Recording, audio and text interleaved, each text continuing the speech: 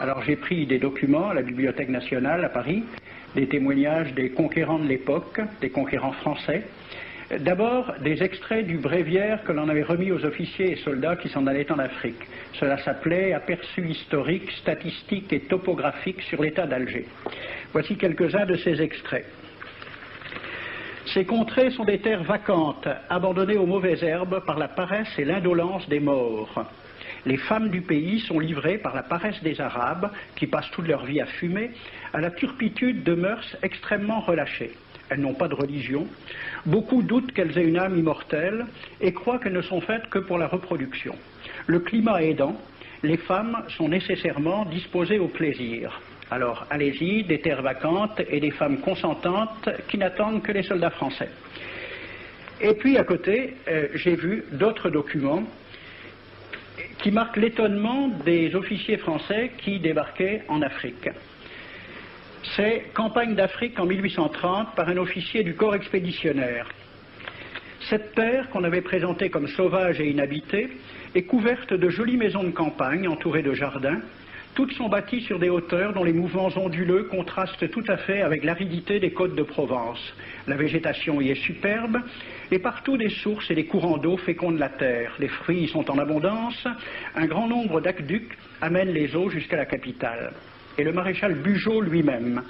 J'ai reconnu que l'Algérie produit beaucoup de grains, une immense quantité de bétail. L'immensité des terrains ensemencés atteste l'existence d'une population beaucoup plus nombreuse qu'on ne le pensait. Le commandant Claude-Antoine Roset, dans Voyage dans la Régence d'Alger en 1833. Presque tous les hommes savent lire et compter. En France, on compte à l'époque 40% d'analphabètes. Ainsi, les soldats qui débarquent sont en général moins instruits que les sauvages qu'ils viennent civiliser. Le ministre de la guerre de l'époque, qui s'appelait Girard, il faut se résigner à refouler au loin, à exterminer même la population indigène. Le ravage, l'incendie, la ruine de l'agriculture sont peut-être les seuls moyens d'établir solidement notre domination. Savary, duc de Rovigo, apportez des têtes, bouchez les conduites d'eau avec la tête du premier bédouin que vous rencontrerez, au nom bien sûr de la civilisation.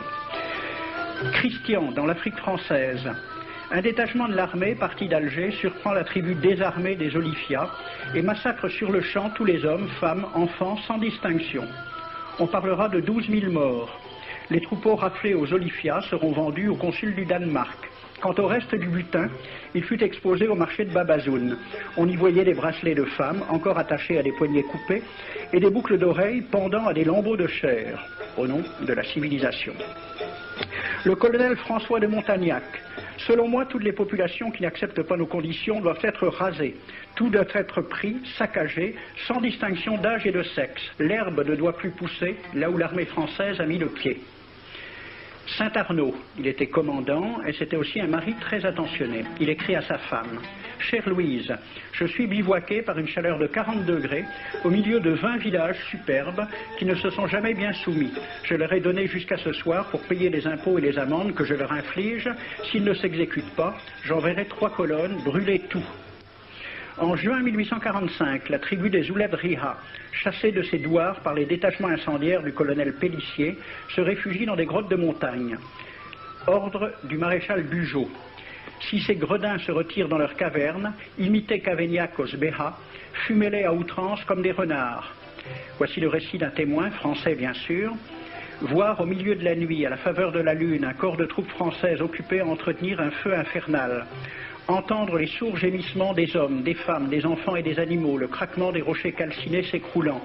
Le matin, quand on chercha à dégager l'entrée des cavernes, gisaient des bœufs, des ânes, des moutons. Parmi les animaux, entassés sous eux, on trouvait des hommes, des femmes, des enfants. J'ai vu un homme mort, le genou à terre, la main crispée sur la corne d'un bœuf. Devant lui était une femme tenant son enfant dans ses bras. Cet homme avait été asphyxié au moment où il cherchait à préserver sa famille de la rage de cet animal. On a compté 760 cadavres. Le 8 mai 1845, Saint-Arnaud découvre 500 Algériens qui s'abritent dans une grotte entre Ténès et Mostaganem. Saint-Arnaud ordonne à ses soldats de les emmurer vivants. Il écrit « Je fais boucher hermétiquement toutes les issues et je fais un vaste cimetière. La terre couvrira à jamais les cadavres de ces fanatiques. » C'est à peu près ce qu'ont dit les Allemands en massacrant le village d'Oradour-sur-Glane. Montagnac, toujours lui, le colonel. Voilà comment il faut faire la guerre aux Arabes. Tuer tous les hommes jusqu'à l'âge de 15 ans. Prendre toutes les femmes et les enfants. Vous me demandez ce que nous faisons des femmes que nous prenons? On en garde quelques-unes comme otages, les autres sont échangées contre des chevaux, et le reste est vendu à l'enchère comme bête de somme, toujours au nom de la civilisation. Nous rapportons un plein baril d'oreilles récoltées paire à paire sur les prisonniers. Il contient même celle d'un de nos 58 gendarmes morts de maladie. 2 pièces de 100 sous ne sont pas à dédaigner. Le maréchal Soult, ministre de la guerre, répondant à des questions à la Chambre des députés. En Europe, un tel acte serait horrible et détestable. En Afrique, c'est la guerre même. C'est la guerre même, c'est du moins ce que dit le ministre français, mais en face, voici un décret pris par l'émir des Arabes, l'émir Abdelkader. Tout Arabe qui amènera vivant un soldat français recevra pour récompense la somme de 8 douros. Tout Arabe qui aura un Français en sa possession sera tenu de le bien traiter et de le conduire le plus promptement possible, soit devant le califat, soit devant l'émir lui-même. Dans le cas où le prisonnier aurait à se plaindre de mauvais traitements, l'Arabe n'aura droit à aucune récompense. À la lecture de ce décret, question d'un soldat algérien, quelle récompense pour un prisonnier vivant? L'émir répond 8 douros. Et pour une tête coupée, l'émir répond 25 coups de bâton sur la plante des pieds. De quel côté était la civilisation?